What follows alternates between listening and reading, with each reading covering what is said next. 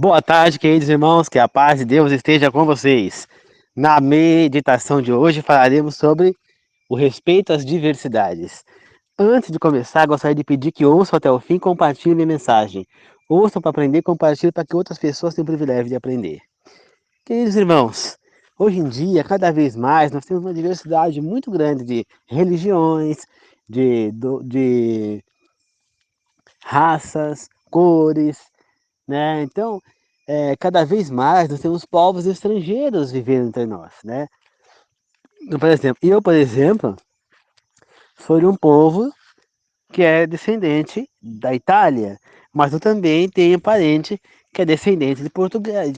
Eu também sou descendente de portugueses. Meu bisavô era português também. Meu bisavô paterno por parte da minha avó, né? Da parte do meu avô italianos. Só que a minha bisavó, a mulher do meu bisavô português, ela era africana. Então eu tenho uma mistura de raças, né? Meu pai nasceu em Minas Gerais, foi criado lá. Minha mãe é baiana. Então, olha a mistura de raças que eu tenho no meu sangue. Eu posso falar mal do baiano, do nordestino, eu posso falar mal do italiano, não tem como. Eu tenho uma mistura de todo lado. Você entende? Há uma diversidade. Se você parar e fazer a sua árvore genealógica, você vai ver que você também tem. Porque é muito difícil hoje no Brasil alguém que seja puro sangue branco, por exemplo, ou puro sangue negro, criar uma mistura. Há pessoas vivendo, então nós temos pessoas que são descendentes de japoneses, de chineses, de coreanos, de italianos, de portugueses, de espanhóis, de alemãos, de holandeses que vivem no Brasil. Quando você vai para Olambra, por exemplo, acho que na Santa Catarina, é descendente de holandeses. Você vai para o Rio Grande do Sul, são descendentes de alemães. Então, nós temos, e ainda mais agora, ainda vindo gente do Peru, da Argentina, de muito da Bolívia. Então, você acaba tendo uma grande é, multi multidiversidade dentro do único país, mas às vezes numa escola você tem pessoas de vários lugares diferentes. Então, às vezes é mesmo numa igreja, então é preciso se aceitar e respeitar as diversidades.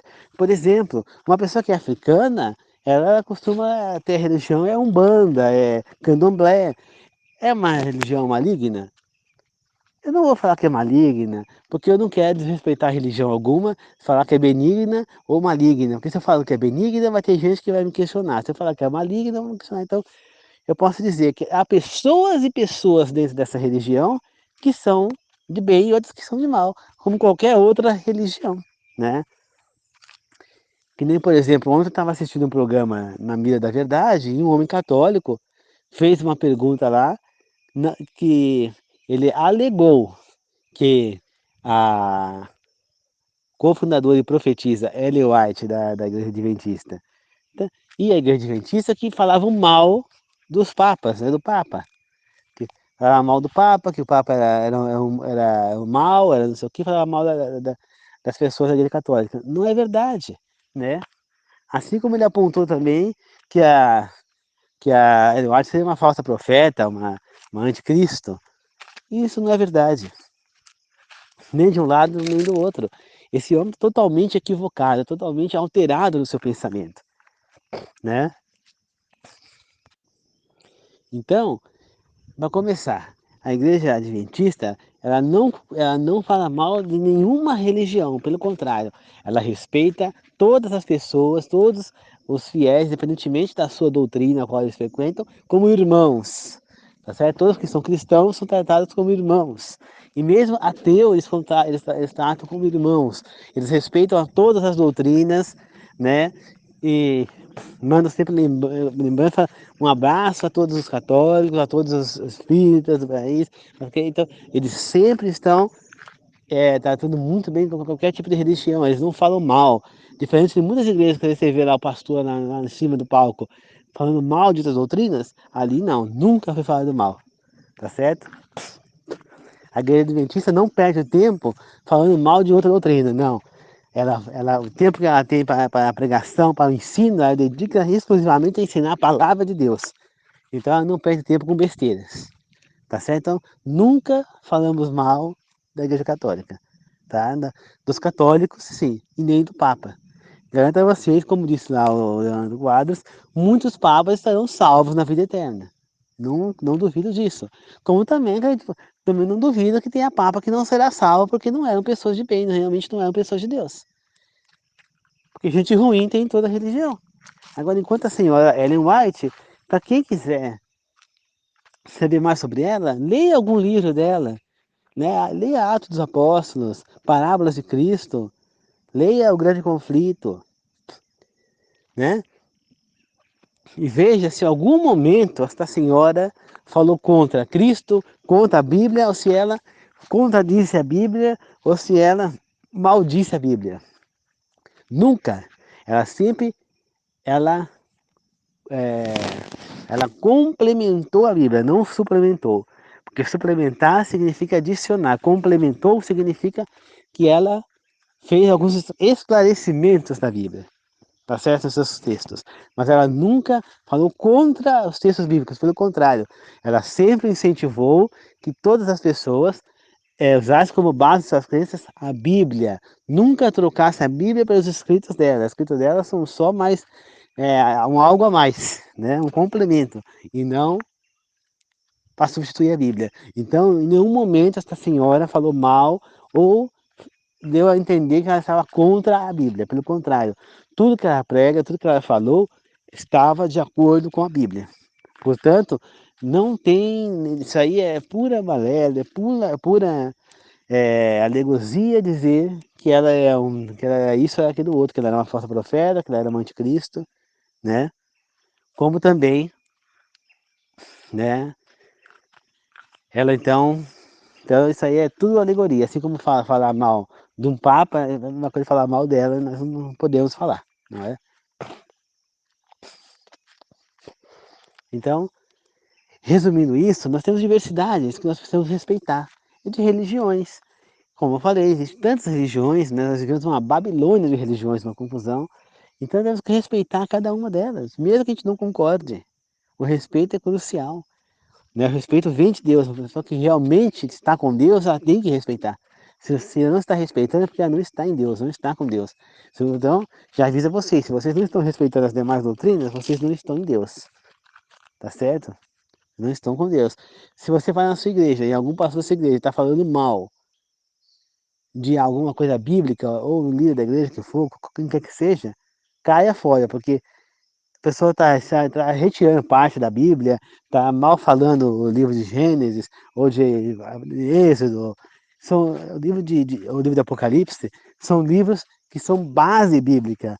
A Bíblia toda, o Êxodo, na realidade, ele é uma introdução bíblica. Então, toda a Bíblia está baseada no Êxodo. Tá? É como se a Bíblia fosse uma tese de doutorado. Né? Então, o Êxodo, ele deu como é que fala?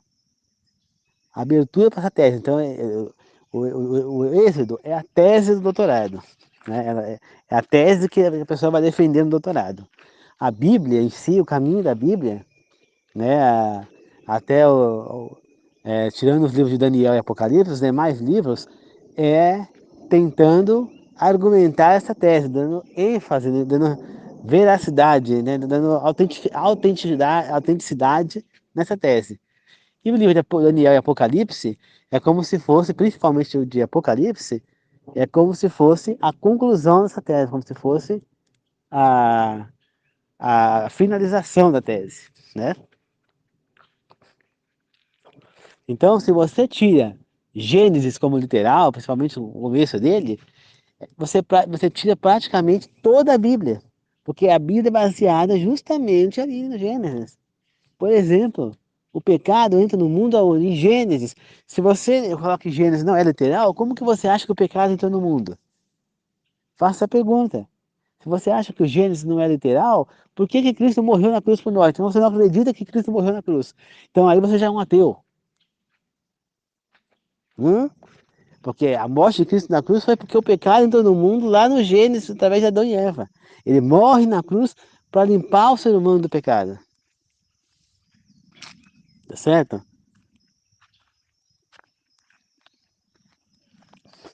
Se você não acredita em Gênesis como literal, então que Deus que você acredita? Então você também não acredita que Deus libertou o povo do Egito. Então você também não acredita que Deus tenha poderes. Que Deus então Deus para você o que é? É uma árvore? É um ser inanimado? É um ser humano que está lá no céu cuidando de tudo? O que você acha que é Deus? Para você não acreditar na literalidade de Gênesis. Então, tudo isso faz com que você pense que a Bíblia está sendo dissolvida, tirando a literalidade de Gênesis. Portanto, se a sua igreja está falando contra isso, caia fora, porque essa igreja não está, ela está sendo uma anticristo. Essa sim está sendo uma anticristo. Tá certo? E antes temos que entender que a Bíblia, desde o primeiro capítulo de Gênesis, primeiro capítulo, primeiro versículo de Gênesis, até o último versículo do último capítulo de Apocalipse, ela está baseada na mesma coisa, tá certo?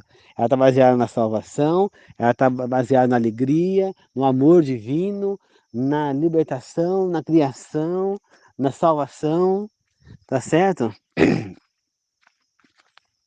Na redenção, ela está baseada no amor, na justiça, na misericórdia, na benevolência, no amor ao próximo, no respeito, na alegria, na felicidade, na tolerância, na paciência, na sabedoria, na Bíblia inteira. Então, você não pode sair disso, tá certo? Ela é baseada em toda a mesma coisa, então não tem diferença.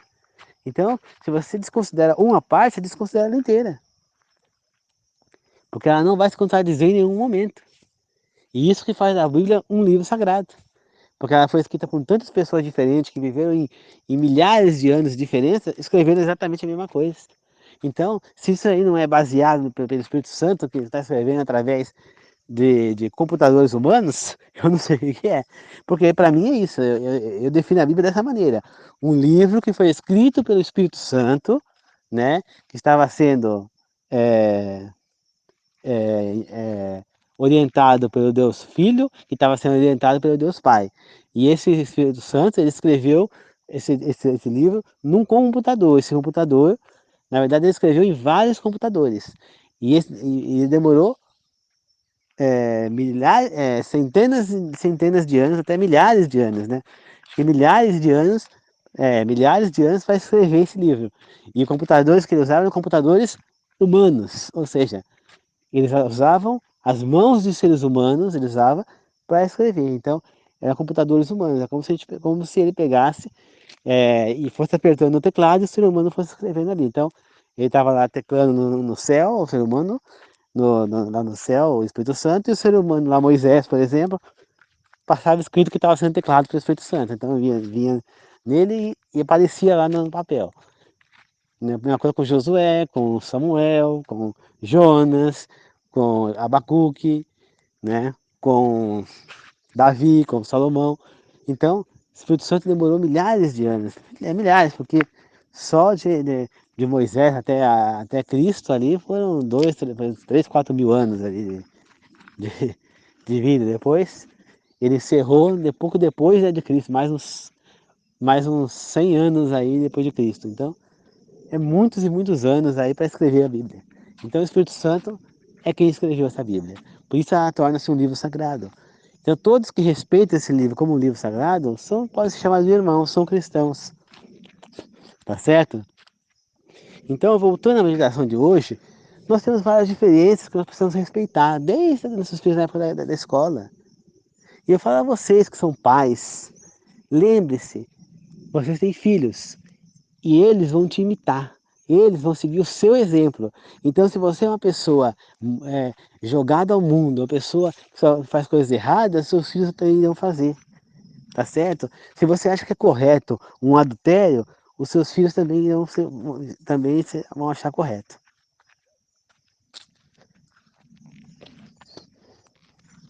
Tá certo? Se você acha correto um adultério, você está no caminho errado de Deus também, porque Deus proíbe o adultério. Tá certo? Então, se você está adulterando, seu filho vai acabar adulterando também. Se você é um alcoólatra, seu filho vai acabar sendo, né? Porque o alcoolismo é hereditário. Se você fuma, teu filho vai querer fumar. Se você agride tua esposa, teu filho vai agredir tua esposa. Então se você fala mal com a tua esposa, o teu filho também vai responder mal com a mãe dele, porque ele vai seguir o seu exemplo. Ou ele vai responder mal para você, porque a sua esposa responde mal para você. Ele vai seguir o exemplo. Cabe a vocês, pais, serem o exemplo dele. Não adianta vocês cobrarem dele que faça a coisa certa e darem um mau exemplo. Adianta você querer que teu filho não fale palavrão com você, falando palavrão o tempo inteiro? Adianta você querer que teu filho respeite a você, a seu marido, se você não respeita o seu marido? Adianta você querer que teu filho respeite você, a sua esposa, se você não respeita a sua esposa? Adianta? Claro que não adianta, queridos irmãos. Não adianta, tá certo? Então, queridos irmãos, eu falo para vocês, vamos aprender a respeitar as diferenças. Existem diferenças? Existem. Eu sou uma pessoa que eu estou aprendendo a ser de sítio, mas sou de cidade. Sou uma pessoa que tem a minha cultura. Então, por exemplo, na semana geralmente eu como arroz, feijão, ou com ovo, ou com frango, ou com peixe, ou com carne moída, ou uma coisa do tipo. Como uma salada, vou introduzindo frutas na alimentação. Sou uma pessoa que gosto de assistir coisas mais, digamos, para o público infanto-juvenil, não somos já coisa adulta, né? Sou uma pessoa do tipo que sou eclético conforme músicas, então eu tenho a minha cultura, a minha maneira de ser. No domingo a gente faz arroz, feijão, a gente faz macarrão, todo domingo tem macarrão, né? Depois de amanhã eu vou fazer lasanha, porque é o meu aniversário. Então, eu sou uma pessoa que tem cultura, eu cultuo meu aniversário, eu comemoro Natal, comemoro a Páscoa, comemoro Ano Novo, comemoro tudo, eu só não comemoro, até o Carnaval eu comemoro, mas eu não participo de festividades carnavalescas porque eu não sou chegado. E acho também que é muita depravação, é muito erotismo, né? É muita sensualidade, mulheres desfilando quase peladas. Eu acho que não tinha necessidade delas desfilarem peladas, né? Elas poderiam desfilar vestidas de roupa, né? Por uma roupa mais justa, tal, até, mas até não tão justa para não ficar também tão chamativo. E desfila, precisa se repenar. Eu já vi mulher desfilando só com tampa-sexo tampa nos peitos, lá, uma coisa nos peitos e na tampa-sexo na região, na região do órgão genital, né? Então, para que isso? Isso não é uma coisa necessária para fazer desfile nua? Eu não acho. Né? Então, eu não participo, nunca desfilei em lugar nenhum, nunca fui disso e não vou em São Paulo, em lugar nenhum, nem em bloco de carnaval, não, eu fico na minha casa, como se fosse um dia comum, né? Não vou comemorar lá assim. Mas, então eu não comemoro no carnaval por isso. Eu fico no feriado em casa como se fosse um dia qualquer, mas não, né? Acesso desfile? Muito difícil, basicamente não assisto desfile. Porque eu não sou chegado também a ficar vendo, não gosto de ficar vendo pessoa, pra mim, eu ficar vendo muita mulher desfilando pelada, assim, eu sou homem, lógico que eu vou sentir atração, né? Mas, pra mim, uma coisa tá vendo vídeos pornográficos. Então, pra mim, é tão errado quanto assistir um vídeo pornográfico. Então, eu não assisto, né? Prefiro não assistir assim. E, né, às vezes o máximo que eu posso assistir, às vezes eu assisto, o desfile da escola de samba do meu clube de futebol. Mas fora isso, que a torcida organizada do meu clube tem, mas tem uma escola de samba. Né? Então, mas fora isso, não assisto. Por que não? Porque eu eu não acho legal, né, essa situação. Eu acho que é um pouco passada da conta. Principalmente quando há esse exagero da pessoa desfilar de tal maneira. Mas cada um tem a sua opinião e é respeitável, né? Então eu acho que cada um tem a sua cultura, existem culturas diferentes. Tem gente que tem cultura de, de ouvir música mais forró, mais coisa, fazer cuscuz, fazer comida mais nordestina que é nordestino. Tem aquelas pessoas que faz comida mais à la mineira, uma comida com queijo, uma comida com não sei o quê. Tem aquelas pessoas que têm um costume mais de tomar chimarrão, como os gaúchos. Então cada um tem a sua cultura. Né? Por exemplo, teve uma época que minha mãe trabalhava na escola de limpeza e chegou uma menina para estudar na escola e ela ia no banheiro e faz xixi no chão. Faz xixi, cocô no chão. Aí estranharam que ela estava fazendo isso no chão, né? Primeira vez acharam que ela tinha errado o vaso, né? Tinha dado errado o vaso. Depois ela percebeu que ela continuava fazendo no chão. Então foram atrás de perceber por que ela estava fazendo no chão. E aí, o que aconteceu? Percebeu que ela veio de uma cultura onde todo mundo fazia exercício no chão, né? Se tinha um buraco no chão, estava fazendo no chão. Então ela não sabia usar o vaso sanitário. Entendeu? Então, a escola precisou ensinar ela que ela tinha que usar vaso sanitário, que aqui a cultura é diferente, que essa parte ela tinha que adaptar, porque ali não tinha para onde ir, que ali ia provocar sujeira, ia provocar doença, ia provocar bactérias. Então, tiveram que ensinar para ela como é que ela deveria usar o vaso sanitário. Por quê? Porque ela tinha uma cultura diferente. Tem que respeitar a cultura dela? Tem que respeitar, mas neste caso em específico, não dá para aceitar a cultura da pessoa, porque é uma cultura a qual vai causar uma falta de higiene muito grande e ninguém é obrigado a ficar limpando urina ou fezes de alguém que está fazendo nada errado. O vaso é para isso, né? O vaso sanitário é para isso. Então ali teve que ser ensinada, mas cada um tem a sua cultura, compreende? Cada um tem o seu jeito, tem que ser respeitado, tá certo? Então, é preciso aceitar as diferenças, as divergências, o tipo de pensamento diferenciado, a cor da pessoa. Então, eu sou pele clara, né? Sou até bem branco pela minha cor que eu vejo aqui nas minhas coxas, tá branca, embaixo do meu braço. Eu sou claro, eu sou branco de pele, mas eu tenho sangue negro, eu tenho sangue italiano, eu tenho sangue português. Então, eu tenho sangue baiano, eu tenho sangue mineiro. Então, eu não posso falar assim, aquele cara é um macaco, aquele cara é um, é errado porque é negro, ou raça negra. Eu não posso falar. Por quê? Porque eu sou negro. Então eu estaria falando contra mim mesmo, contra a minha raça mesmo. Eu posso não ter nascido com a pele negra, mas eu sou descendente de negro, entendeu? Os meus tios, os filhos do meu avô, né, que são pai do meu pai, tem uma mistura. Minha tia mais velha tinha um cabelo acaju, né? Porque meu bisavô português tinha bigode ruivo, né? Aí a minha outra tia era ruiva, a outra era morena, a outra era ruiva, depois a outra morena.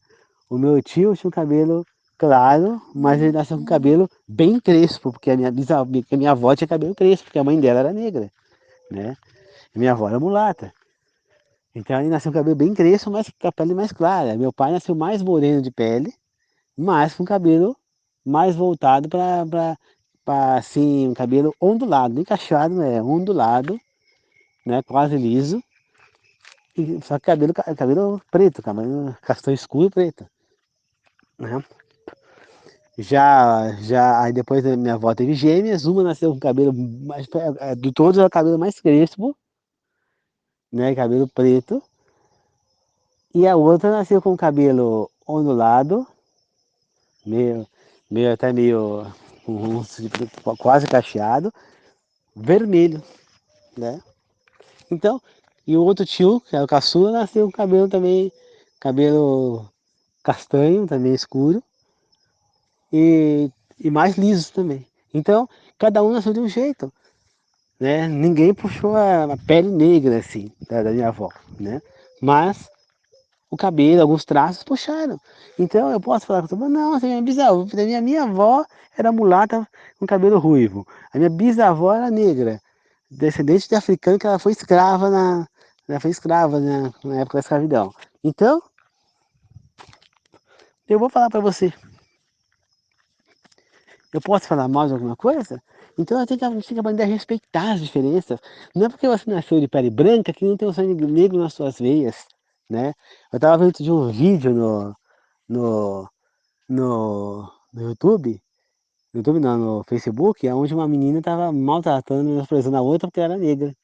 Só que a mãe da menina era mulata para negra e os parentes da mãe da menina eram negros, né? E ela sabia disso. E ela rejeitava os parentes porque eram negros e a mãe aceitava, né? Porque o pai era branco e ela nasceu com a pele mais clara. Entendeu? Então, ela rejeitava os parentes negros e a mãe aceitava. Aí o que aconteceu? A menina caiu doente, precisava de transfusão de sangue. E quem é que foi doar o sangue para ela? Aquela menina negra que ela tava fazendo bullying com a menina porque era negra. Né? Tava com racismo com a menina. Elas tinham o mesmo tipo sanguíneo. E a menina foi lá e doou sangue para outra, né? Aí a mãe da menina agradeceu tanto e falou, desculpa, eu queria pedir perdão mais uma vez por todos os acontecimentos e queria agradecer não só pelo sangue doado da minha filha, mas pelo ensinamento que vocês me deram. E pode ter certeza que a partir daqui em diante eu vou fazer a minha filha aprender a respeitar a minha família como parentes dela que são também, né? Então houve uma mudança. Então muitas vezes acontece isso, uma família mestiça, e pode acontecer da criança rejeitar, né? A pessoa rejeitar a parte da família que é negra, porque é negro e ela teve sorte de nascer com a pele clara, né? Porque poderia ter nascido com a pele negra, se ela descendente de negro, né? Então não tem como, entendeu? Não dá para rejeitar, não tem como rejeitar, tá certo? A maioria, 99% das pessoas tem sangue negro, é muito poucas as que não têm, entendeu? E muitas vezes a pessoa se relaciona. Eu conheço uma pessoa, que essa pessoa já é falecida, mas ela tinha total preconceito com o negro, né? Só que ela casou com uma pessoa que era aparentemente de cara, de corpo, era branca, né? A pessoa tinha pele branca, tinha cabelo castanho, mais escuro, mais cabelo ondulado, e é uma pessoa aparentemente branca. Só que essa pessoa era filho e era neto de negro. Não quer dizer, ela casou com uma pessoa que tinha sangue negro, né? Ela tinha preconceito contra negro, mas ela casou com uma pessoa que tem sangue negro. Eu já vi pessoa com sangue, tem sangue negro, que tem parente que era negro, falar mal de negro. Onde já se viu? A pessoa tá com sangue correndo na veia. Será que você percebe que teu sangue aqui, ó, igual o meu aqui, ó, é negro, filho? Eu tenho sangue negro. Eu tenho sangue branco, mas tenho sangue negro, tenho sangue português, tenho sangue italiano. Então eu tenho uma mistura no meu sangue. Tá certo? Então, independentemente de onde eu puxo, eu tenho descendência negra, então não adianta eu querer sair disso. Tá certo? Então, a maioria das pessoas tem essa descendência, só não sabe. Por quê? Porque não faz genealogia. Muitas pessoas não perguntam para os pais dos parentes anteriores. Os pais também não contam. Por isso é muito importante que você que tenha filhos, conte a descendência da sua família, quem era o seu avô, o seu bisavô, se você sabe quem era, os seus bisavós, né, seus avós, seus pais, irmãos, primos, para que ele entenda de onde veio sua família. Conte a história dessa família, de onde você foi nascida, seus filhos têm que saber. Por quê? Porque faz parte, isso aí é um direito que eles têm, né? Eles têm que saber a descendência, de onde que eles vieram, né? Qual é a origem. Muitas vezes uma pessoa, por exemplo, já vi vídeo no Face também, de uma pessoa de uma menina, do moleque, que vivia numa classe média alta. O pai tinha um bom trabalho, ganhava bem, a mãe também, e vivia com o pai e com a mãe, e se achava melhor do que outros. Só que o pai, tanto o pai quanto a mãe, tinham vindo de família miserável, né? Então adianta menosprezar o pobre, né?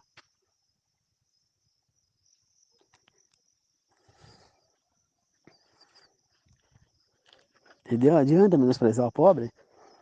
Não adianta, né? Viu, meus irmãos, não adianta. Porque muitas vezes a pessoa foi pobre um dia. Então, não é porque o teu pai ficou rico e você nasceu no berço de ouro que você não é pobre. Você foi pobre e um dia pobre, sempre pobre. Tá certo? Ah, mas eu nasci rico, mas seu pai foi pobre. Então, se você odeia um pobre, se você rejeita um pobre, humilha um pobre, você está humilhando o seu pai, porque o seu pai foi pobre. Tá certo? Não esqueça disso. Será que você gostaria que na época que teu pai era pobre, que ele fosse tratado dessa maneira? É assim que você gostaria que fosse tratado um pai seu? É assim que você gostaria de ser tratado se você tivesse nascido na época pobre do seu pai?